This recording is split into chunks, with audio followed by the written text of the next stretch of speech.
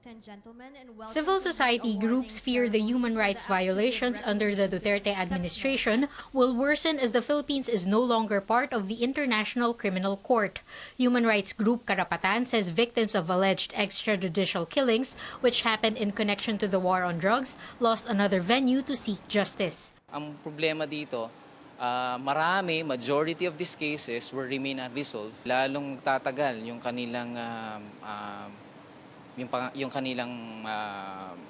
pangarap, yung kanilang na magkaroon ng hustisya, yung kanilang mahal sa buhay. The National Union of People's Lawyers says the Philippines' exit from the ICC means the tribunal can no longer investigate any crime that the government might commit in the future. Yung mga paglabag ng mga karapatang pantao, yung sa mandato ng ICC na mangyayari sa hinaharap ay hindi na ma-cover itong tratadong ito at hindi na magkakaroon ng iba pang larangan yung mga biktima. The Philippines' withdrawal from the ICC became official Sunday, exactly a year after the government sent a letter to the United Nations expressing its intention to quit.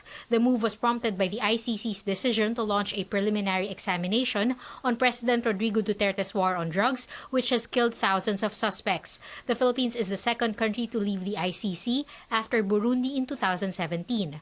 Critics say the move is a setback in the fight to make public officials accountable, even if the ICC pursues its probe after the Philippines' exit. It took several years before finally the Philippine government signed and ratified it, only to put this to a trash bin. Olalia says the murder conviction in the killing of teenager Kian de los Santos is not enough assurance that other victims of alleged EJKs will have justice. The government says the conviction proves the justice system is working. Out of the several thousands, 1, 2 do not make the rule. That is just an excuse to escape liability. Why is it only now that the Philippine government is invoking such a thing? But there's still hope for those wishing the Philippines reconsider its withdrawal from the ICC. In a statement, the Commission on Human Rights says the Philippines can reconsider its decision to withdraw and cooperate with the ICC's preliminary examination.